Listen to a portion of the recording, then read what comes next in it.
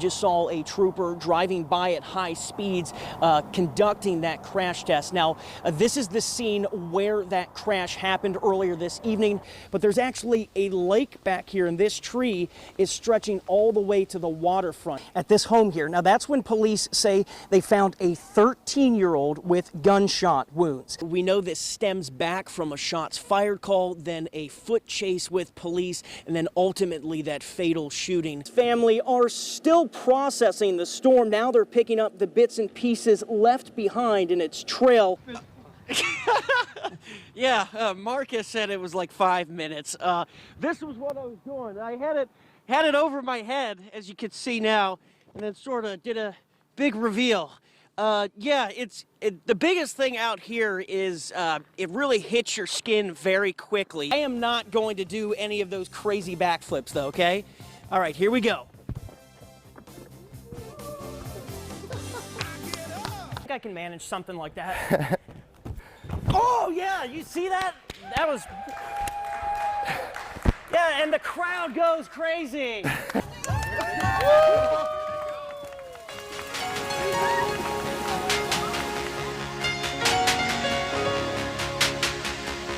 This is awesome. This is like the perfect setup for this kind of situation. So I love that you guys are like still out here when it's cold. Oh! And I finally did it! Finally something better than a gutter ball. The biggest question we're asking is what the Attorney General is accused of in order to merit a review by the Disciplinary Commission. Also tell us that one of those 4 people was airlifted here at the scene. In fact, a helicopter actually landed on the softball field here.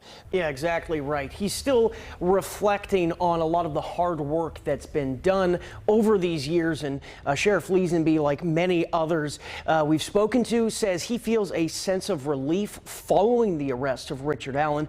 She says it was very violent, very loud, and then all of a sudden, this tree came smashing into her roof. Even more daunting, that someone got struck by a stray bullet all the way across the street. Chilly evening across central Indiana, but we'll be dodging rain in the week ahead. Thanks for joining us late tonight. I'm Michael Van Schoik's surgeon had his medical license suspended for 90 days after a unanimous decision. The 4th of July weekend, of course, is here, and if you're thinking about taking your boat out on the water, officials with the State Department of Natural Resources want you to be safe. Meanwhile, police in Indianapolis are investigating a shooting on the city's near northwest side. This was the scene late last night on West 18th Street. Officers were called out just before 10 o'clock and found a man with a gunshot wound. Scary moments are caught on camera. A snowboarder is caught in an avalanche in Utah. Take a look at this. Fox 59's Eric Graves looked into the issue and what efforts different departments are taking to address that problem. Merry Christmas. I'm Michael Van Schoik. The first time in 5 years, Indianapolis had a white Christmas. Meteorologist Tucker Antico is tracking additional chances. It's all about the gesture. Right. Okay, so let me ask you this. Go ahead. Is the heart-shaped chocolate box cliche? New shorts to keep your hot pockets warm this winter. I had to look this one up beforehand. Don't judge me here. I have actually never had a hot pocket before. Never. Really? I have not. No. I don't think you're missing much. Really? But they look kind of good. But yeah. if you don't think I'm missing much, maybe Watch now's me not eat one this weekend. Yeah, right. A potentially record-breaking weekend of travel is causing frustration for many. This 4th of July weekend, AAA is predicting more crowds at both the airport and on the roads. What was a close game in the first half turned sour for the Colts in the second half. Chris Widlick joins us in the studio to break it down. Today, the city of Memphis is preparing for possible unrest as the public awaits the release of video of police officers' confrontation with Tyree Nichols. Welcome back. Buffalo Bills safety Damar Hamlin remains in the hospital in Buffalo this morning. Bars in Broad Ripple will close tonight at 1 o'clock in the morning as the village works to make changes. It's honestly crazy to think that it was still out there, and it was really special to get to see this family receive that. Now, today would have been Sergeant McGill's 100th birthday. He passed away a little more than 2 decades ago, but tonight his family feels blessed that his memory still lives on now that a long-lost piece of his legacy returns home. It can be a somber moment hearing this memorial tune fill the air. But there's also a great sense of pride. Ready, 8, 5. as each salute bursts overhead, remembering Sergeant Jackson McGill as one little piece of his story makes its way back to where it belongs. It's my great, great honor to present you with your dad's dog tag. Nearly 8 decades after the World War II vet's B-17 crashed over France, his family, like grandson Matthew McGill, are baffled that little piece of copper and nickel is still around. We started wondering, it was like, what? How in the world did they find this little thing? A French gardener gave it to Valerie Prihoda in 2021 while with her American Legion team in France. And I looked at it and went, oh my God, this is an American dog tag. Where did you find it? And he said he had found it in his garden some 30 years ago. Prihoda says returning it to family became an immediate priority. The minute that he gave me that dog tag, I just started shaking because I realized, because I'm a veteran myself, I have my dog tag. I knew how important that would be to a family. As children and grandchildren gathered Monday, they couldn't be more thankful. To think that they knew it was special to somebody and wanted to make sure that a family member got it. And all these years since McGill passed, it's almost like a part of him is still here. I started to think about, the people we've lost that would have liked to have been here, and we're just so proud of him. We're proud of everything that he did. McGill's oldest child, Karen, is humbled to now hold this piece of her father's life in her hand. I think it's wonderful, but I don't get to hold on to it very long. She's ready to pass her father's legacy onward, though, to her nephew, Matthew. I have a museum at home that I put his memorabilia in, and to have the dog tag means a lot. It's like the thing you want in your little museum to remember your grandpa by. And the McGill family says they feel like this whole experience will bring them closer together. Meanwhile, Valerie Prihoda received a certificate of recognition from the French Honorary Consulate in Indiana for her effort. She also received recognition from Governor Holcomb, who deemed her an honorary Hoosier. In the studio, Michael Van Schoik, Fox 59 News. Have a cleaning day. 1-year-old Erie O'Meary Dingy's grandma, Maria Dingy, still can't believe her little boss is gone. She's still my life. Her little buddy she called Barry. She was so cute. Like strawberry shortcake. She was a really smart little angel. And I miss her so much. Barry lived with Maria for a year, along with her daughter and her daughter's girlfriend, Isha. So when Isha come in the picture, she wanted to control the baby. She's starting to manipulate my daughter. During that time, Maria says she witnessed fights between Isha and her daughter. She also says she witnessed Isha yell at Barry. Barry's grandma says she even reported these issues to DCS. She says she worried something terrible could happen. When my daughter called me to say that the baby is gone, I said, well, DCS finally take it? She said, no, she's gone. She's dead. Detectives say Isha, her girlfriend, and Barry were all staying at this hotel last May.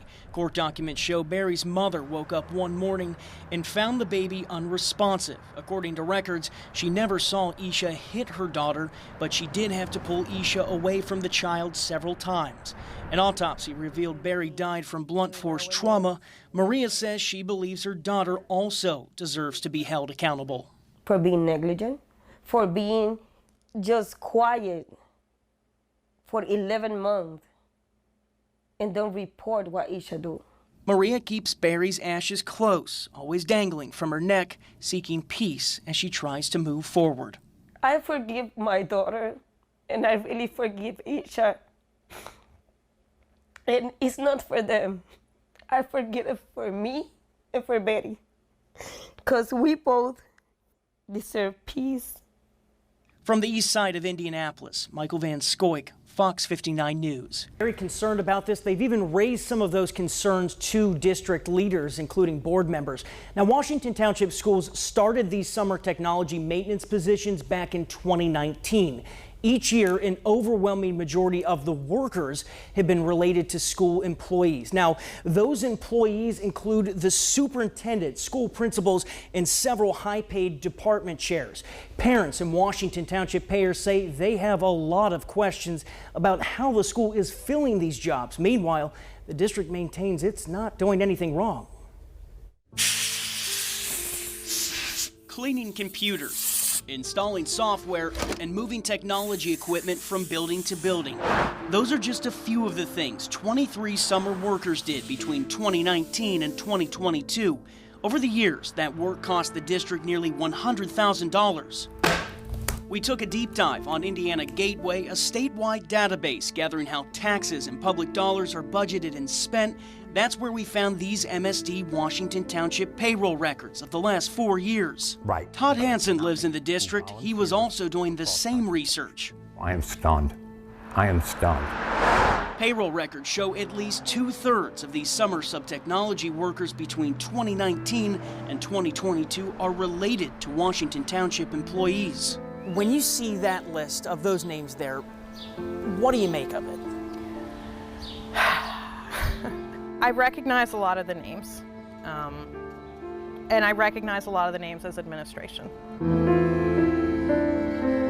Washington Township School Board member Christina Fry received a number of concerns from community members.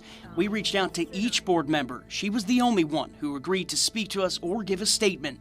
I can understand why members of the community would see this and would say, this just doesn't pass the smell test. It just doesn't seem right. Does it smell funny to you? It raises my eyebrows. In 2022 alone, 8 of the 10 workers were related to employees, including 2 children of Superintendent Nikki Woodson, a child of HR Director Matthew Kaiser, a child of former North Central Principal Evans Brannigan, and 3 sons of Technology Director Michael Kneebone. Does that seem like a coincidence to you? Coincidences aren't coincidences. They were made to happen for a reason.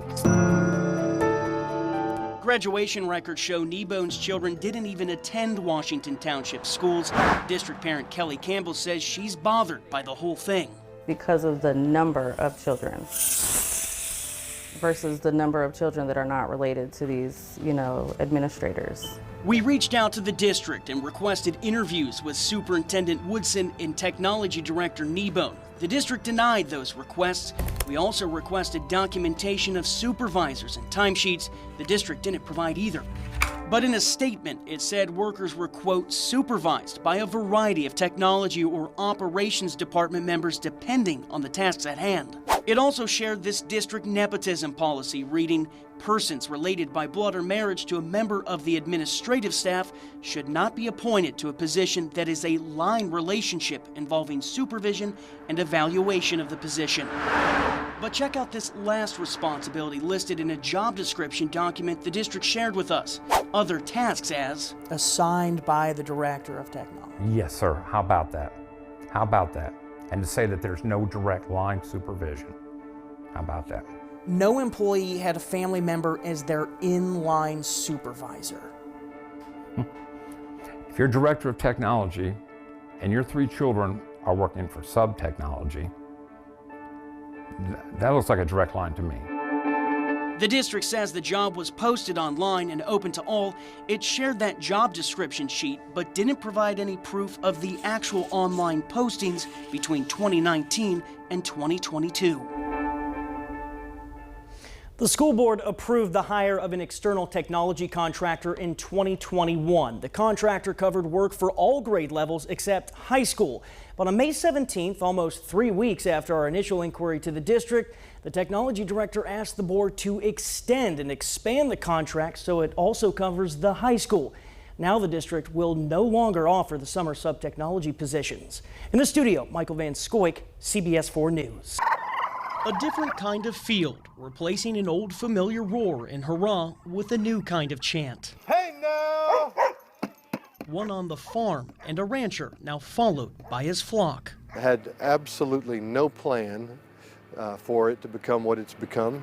The plan was to raise our kids around egg-laying chickens and cow manure and barns and stuff like that.